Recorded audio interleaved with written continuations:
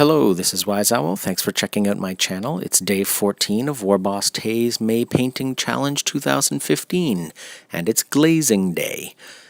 All the color layers have been finished on the trolls, so now I'm going to go over each model with a coat of Gulliman blue to tie the 3 layers of blue together. I'm also going to paint over the black areas so that the stripe base coat also begins to take on a blue tint. And that will really tie everything together and make the skin have a more unified appearance. I know I've said this before, but I'm going to touch on it again. I'm really enjoying this year's painting challenge. There are a lot of great projects going up on the Google group, which is fantastic. It's so much fun to follow along and see what people are working on.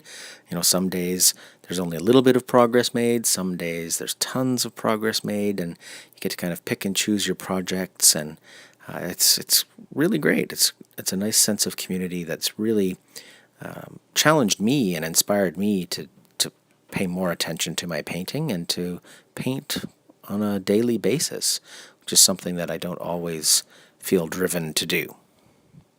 So here is the troll force all finished. They've got their glaze on and they're dry. So it's ready. I'm ready now to spend some time working on the Throg conversion. I'll just pick one up here and you can see a close-up of how the glaze really kind of brought the 3 layers of blue together. So now it's on to Throg. The first thing I'm going to do on this Throg model is correct the crown. The yellow Poison Dart River Troll paint scheme really hides the gold paint, and I want this crown to be much more visible. So I'm going to recoat the gold in Vallejo's oily steel. Hopefully this darker metallic will make the headpiece a little more visible. And then I'm going to give the whole model a wash with Cassandra Yellow. I usually use Cassandra Yellow just to paint fire, right? You give the torch or flame a white base coat. When that's dry, you go over it with Cassandra Yellow. Where it pools, you get that deep orange color. Where it's really thin, you get a bright yellow color.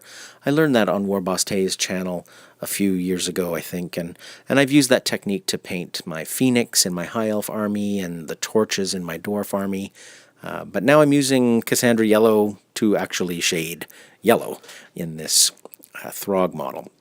You can see there where it's pooled a little bit. I actually went back off camera and corrected that, but I didn't take any pictures. And now I've got Throg's crown also done in the oily steel, so it's a lot more visible, which is what I was hoping for. So that's it for today, and some pretty good progress for today, I think. Now I'm ready to go on to the daily question, which of course is not a question because we're starting our week 3 Oath of Moment. So this week I plan to paint details: teeth, eyes, inside of mouths, claws, weapons, vomit, all the little tiny bits.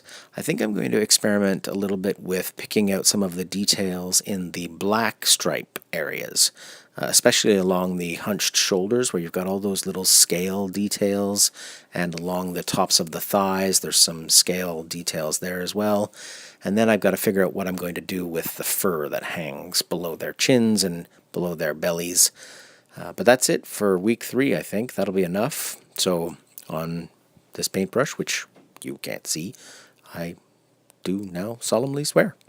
Thanks for watching.